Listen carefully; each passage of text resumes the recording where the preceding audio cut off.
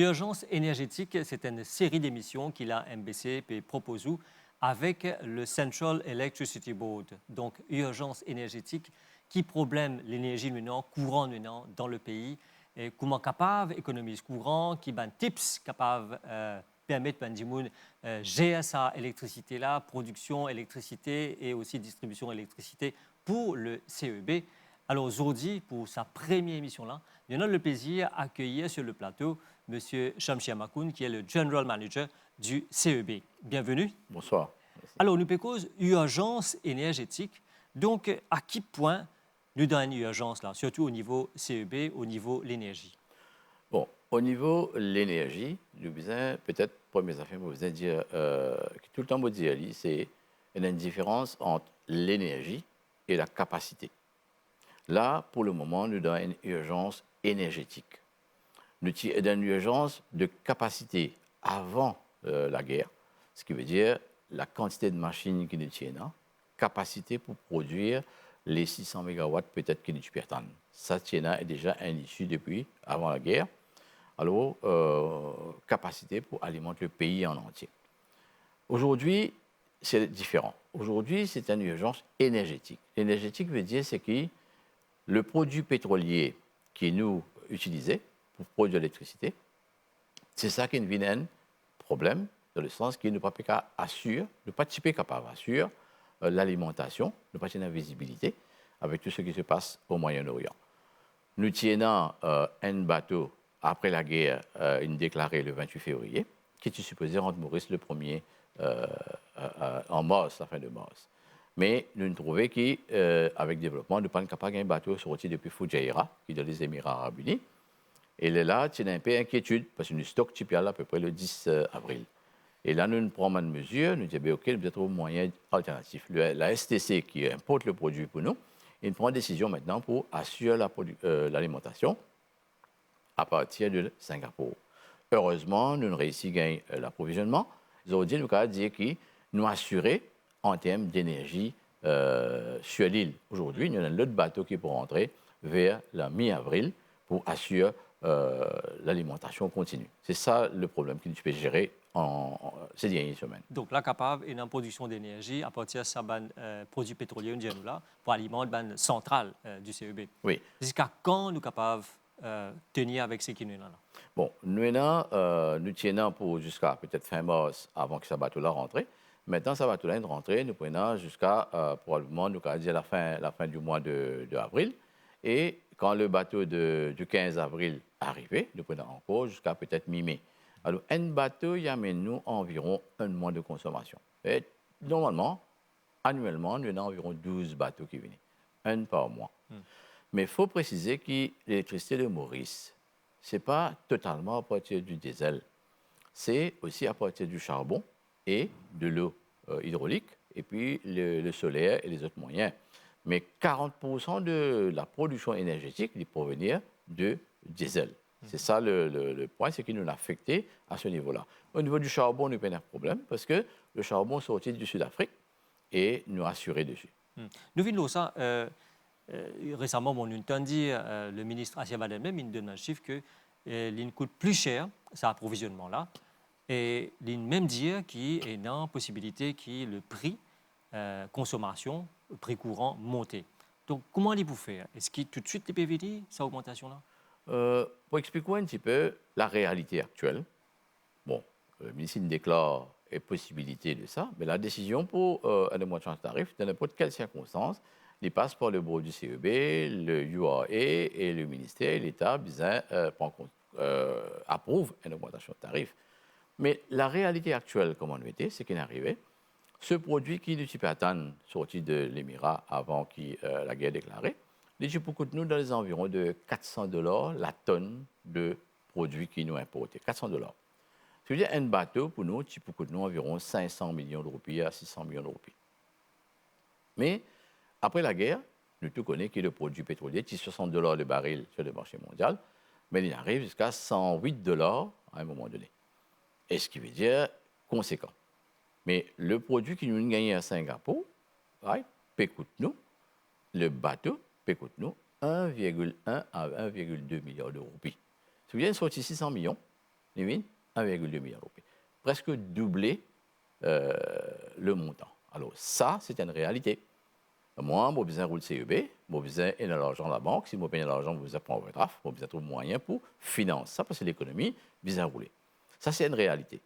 L'impact de CEB est tel aujourd'hui. Maintenant, comment pour combler l'impact? C'est une mesure qui besoin prend. Bon, le ministère et le gouvernement peuvent étudier la possibilité comment pour gérer sa situation, et ça, peut-être le ministre pour prendre la décision en temps voulu. Alors, nous revenons au Titia, avant même la guerre, il y a un problème de capacité.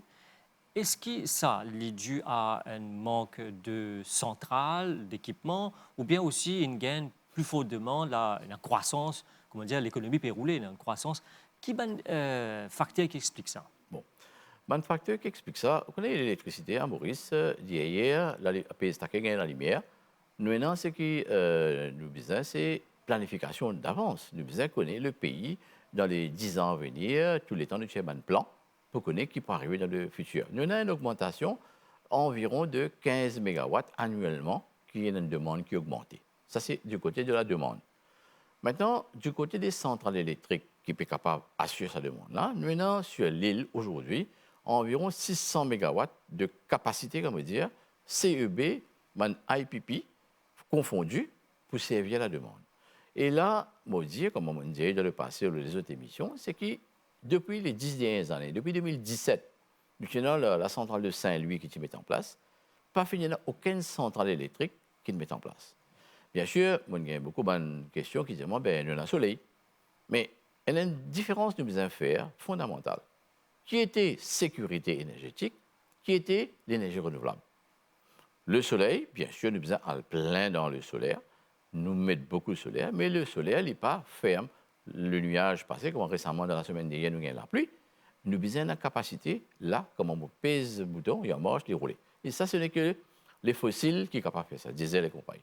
Mais puisqu'il n'est pas fait de mettre l'installation capacité depuis ces dernières années, nous demandons de continuer à augmenter. Nous arrivons à un moment où nos capacités installées sont égales avec la demande. Mais nous avons une réserve. Quand nous avons une réserve qui arrive, à tout moment, s'il y a une machine qui tombe en panne, il y a un problème. C'est là que la gestion du CEB devient bien difficile. Nous pouvons gérer et nous réussissons parce que le cap de l'année dernière, l'été, sans qu'il y ait aucun délestage. Et surtout, je besoin de préciser que dans ces 600 mégawatts qui nous alimentent le pays, à peu près entre 575 à 600, nous faisons les centrales qui, à 400 mégawatts de capacité, qui dépassent l'âge de vie, 30 à 35 ans, qui sont besoin plan pour remplacer à n'importe quel moment de capable faillir. C'est ça qu'aujourd'hui, nous pouvons faire face. Nous avons besoin assurer que l'état de banque centrale l'a maintenu anytime les cartes montent. C'est ça la tension qui est dans l'ONU. Aussi longtemps que nous n'avons pas une nouvelle centrale ferme qui vient calmer un petit peu cette pression. Et est-ce qu'il y a un projet pour mettre de nouvelles centrales? Est-ce qu'il est avec de l'huile encore, ou gaz, ou charbon? Bon, nous devons commencer à partir de la politique énergétique. Nous connaissons que le pays, et surtout les environnementalistes, comme on nous dit, ils tout le temps dire que nous besoin clean energy, nous besoin arrêter de polluer. Nous sommes d'accord. Alors, nous avons 40% diesel, nous avons 40% charbon dans le pays. Qu'est-ce que nous faire? Nous besoin quand même, quand nous mettons une nouvelle centrale, nous besoin pas mettre charbon, pas mettre diesel. Mais quelle technologie nous maintenant ferme, qui nous peut stacker les roulets, c'est le gaz LNG. Plus proche. Il y a une fossile, mais sur teneur en CO2 qui pollue l'atmosphère, la moitié des autres produits. Alors, nous nous disons, pour nous avoir une capacité ferme, nous faisons bouger à la technologie, des finalement de consultants qui nous recommandent nous ça, et nous disons que maintenant nous avons une centrale de LNG. Nous pouvons tabler une centrale de 500 MW qui est en discussion. Nous avons une discussion bilatérale avec les autres pays qui pour aider nous dans ce sens-là. Ça pour venir éventuellement remplacer tous ces diesels qui nous vieillissent, right, éventuellement, et puis les centrales charbon bagasse qui nous ont aujourd'hui. Il y a un consultant qui travaille pour voir comment nous pouvons remplacer le charbon par de la biomasse importée. Et là, nous pouvons réhabiliter les centrales pour que nous tourner encore 15 à 20 ans avec de la biomasse. Alors, on dit ça, le projet là peut venir, mais entre-temps, est-ce qu'il y a un risque qu'un jour, là, nous gagnons blackout? Blackout, premièrement, vous dire le mot, pourquoi nous avons arrêté d'utiliser le mot blackout? le mode blackout, ce qui veut dire comme si tout le pays est en noir. Ce n'est pas le cas. Nous avons une demande de 600 mégawatts. Ce n'est pas une seule machine qui peut donner ça. Il y en a plusieurs machines. Les machines, il y en a depuis 10 à 30 mégawatts. La possibilité qu'il y en a, c'est une vieille machine là. Si une machine dedans, elle a un problème, il y a en panne, à ce moment-là, il y en a un manque de 30 mégawatts au pis-aller, maximum. Si nous avons un manque de 30 mégawatts, qu'est-ce que nous pouvons faire? Nous pouvons isoler une certaine section de l'île pendant ce moment qui est en panne là. Nous mettons une réserve en marche, nous ne pouvons pas combler. C'est le risque que nous encourons. Mais si nous avons un programme de maintenance, nous sommes capables de maintenir toutes nos machines en état et qui nous fait faire depuis l'année dernière, pas finir aucun problème de coupure du délestage. Nous pouvons réussir à manœuvrer avec les vieilles machines, mais seulement la question qui me pose, moi, en tant que responsable du CEB, combien de temps? Alors, la question des décisions bien finie. Nous avons des décisions pour capables aller de l'avant avec les projets. Nous pouvons tenir le maximum qui nous est capable. Comment on dit là? Donc, toute l'économie dépend de la production, courant, l'énergie. Nous connaissons dans le secteur des services financiers, par exemple, tourisme, textile. Ça, c'est un grand secteur qui demande beaucoup d'énergie. Nous trouvons qu'il y a une initiative privée aussi qui peut faire. Est-ce que le CEB aussi peut encourager cette initiative privée-là pour dire qu'on continuer, tout d'abord, les grandes entreprises produire leur propre énergie, comme les hôtels, par exemple, Oui. et les usines textiles? Bien sûr. Depuis l'année dernière, nous avons secteur par secteur. Deuxième gros secteur, c'est le secteur industriel. Nous avons un scheme que nous lançons depuis l'année dernière, le Carbon Neutral Industrial Scheme, qui permet tout bon industriel installer un système solaire et produire l'électricité pour notre propre consommation et aussi, s'il y a un excédent, vendre l'électricité avec CEB. Et ça, depuis plus qu'un an et demi, 2 ans de cela, a commencé. Nous faisons faire un pareil pour les, appelle ça CNCS, Carbon Neutral Commercial Scheme. C'est pour tous les malls, les hôtels, pour rentrer dedans. Nous avons la possibilité maintenant pour produire notre propre électricité. Mais ça, il greffe aussi sur l'ouverture de notre réseau pour le public, les résidentiels, qui peut mettre un système solaire sur la maison quand j'ai envie. Et là, peut-être, je annonce ici qui nous peut venir un nouveau scheme solaire résidentiel qui peut encore plus attrayant. Ce qui veut dire qu'il produire ou consomme pour. Si on produit plus, on vend avec CEB. Si on produit moins, c'est qu'il y a ou stock aux batteries ou CEB pour. Et là, les pouvoirs sont encore plus intéressants pour les résidentiels. Et ça pour accélérer le renouvelable. Ben justement, comme tu disais, tu as la solaire, bon, vous gagnez toute la journée, et après, quand il y a le mauvais temps, pas capable de gagner ça l'énergie là, comme on disait. Mais ça m'a une batterie là. Est-ce qu'ils sont équipés pour capable stocker suffisamment pour capable alimenter dans la case, dans le moule? Bon, peut-être là, peut-être nous dire au niveau résidentiel. Surtout beaucoup de monde qui a des difficultés. Ben, l'installateur, il est comme ça. Dans le business, le profit prime. Des fois, le business est capable de conseiller le public qui, quand je peux mettre une installation de tant de kilowatts, peut-être le public ne comprend qui était kilowatt, qui était kilowattheure. Les business, quand même, get ce bill d'électricité. Si vous avez 300 unités par mois, ce qui veut dire qu'on peut consommer 10 unités par jour. Le business est capable d'avoir une batterie qui est capable de stocker 10 unités par jour. C'est un peu en gros. Hein? À ce moment-là, là, il est capable de consommer ça pendant nous mettons un tarif qui appelle le time of use tarif. Le tarif, nous pouvons, le soir, entre 6h et 9h, quand la demande pointe, c'est là que nous pouvons encourager la personne à consommer sur l'électricité. Comme ça, l'île n'a pas besoin de demander nous capacité de le réseau. Alors, il installe, il met sa batterie, il service à prendre les heures de pointe, il peut aider le réseau et il peut aussi aider lui-même. Et là, avec ce nouveau scheme-là, tous les systèmes solaires ont besoin d'une batterie et il peut aider à soulager le réseau électrique. Nous faisons sortir, moi et le ministre de la délégation en Inde, nous faisons faire une demande au gouvernement indien pour aider nous. Nous avons l'intention de mettre au moins 100 000 installations solaires sur l'île Maurice en entier. Et nous pouvons travailler là, nous pouvons espérer que nous gagnons le coup de main nécessaire pour capable achieve ça. Alors, ça, 100 000 là, c'est pour résidentiel ou les autres? Bon, le scheme, nous pas encore détaillé en détail comment nous pouvons appliquer, mais l'intention, c'est démocratiser l'installation, facilite le client avec sa capacité qu'il y a, de vous donner le système, ou bien de pouvoir installer le système, pour un scheme qui vient travailler en détail, mais les pour tailler, résidentiel, commercial, les pour assez différent dans les deux cas, mais nous pouvons avoir besoin avant d'installer ça code. Mais pour nous, quand même, une facilitation. Facilitation. Nous dire le plus gros problème, c'est le coût quand même, hein, pour installer ça, pour un ménage. Bien sûr. C'est un investissement, mais seulement. Et là, tout à l'heure, tu peux dire, la politique gouvernementale, de toute façon, c'est 60% énergie renouvelable d'ici 2035. Est-ce que ça va scheme-là et pour les autres schemes au cours pour accélérer un petit peu nous dire, transition énergétique-là pour aller vers renouvelable? Bon, nous prenons le chiffre de 60%. Quand nous cause d'énergie renouvelable, nous ne pas cause seulement solaire. Nous avons solaire, nous avons la biomasse, right? Nous avons le vent, right? Qui est renouvelable. Dans les 60%, aujourd'hui, nous avons environ, nous disons 18 à 20% aujourd'hui. C'est principalement la bagasse qui peut contribuer environ 10%. Nous avons le solaire environ 5%. Et puis les autres environ 5%. Right? Et comment nous pouvons augmenter ça? Le hydroélectrique à Maurice, l'insaturé, ne peut pas aucune capacité additionnelle.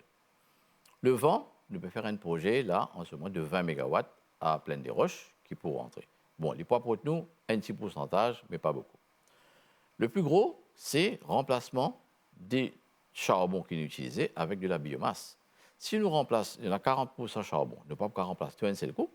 Nous disons, nous pouvons target dans un premier temps au moins 15 à 20% tout de suite. Si nous réussissons à mettre biomasse à la place du charbon, 15 à 20%, c'est 20 plus 20 déjà fait 40. Maintenant, additionnel 40 pour aller jusqu'à 2035, c'est vous besoin pousser le solaire et le vent. Et c'est comme ça que nous pouvons aller. Nous finissons mettre déjà là, qui pousse sortir bientôt, un appel d'offres pour 10 fois 10 MW de projet solaire. Ce qui veut dire 100 MW.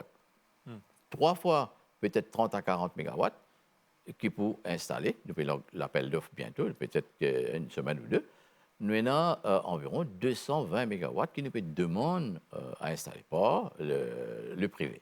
Et là, les pouvoirs aident-nous pour achievement ce qui nous peut dire là. Et nous espérons un projet qui finit signé peut-être 2-3 ans de cela, qui n'est pas réussi concrétisé.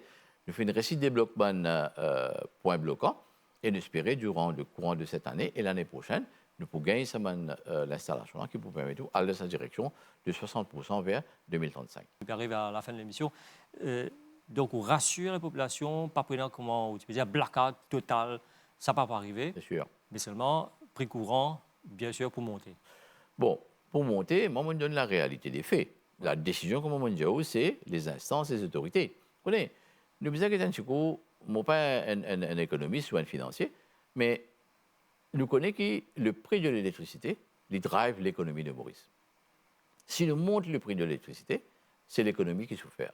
Alors, il y a une balance qui est faite entre la finance et l'économie. Le tarif d'électricité du CEB, bien sûr, si nous gardons les commandes, nous pouvons accumuler un déficit, nous pouvons rouler le déficit financièrement, mais économiquement, le pays peut-être pour générer de la richesse en économie. Alors, c'est une balance qui est faite entre la finance et l'économie. Et nous, les techniciens, nous pouvons dire les faits tels qu'ils sont, comme on dit, comment le prix est doublé, mais la décision est pour venir au niveau du board et des autorités.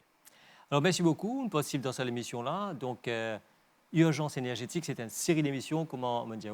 Donc, à la prochaine pour un autre épisode de Urgence énergétique.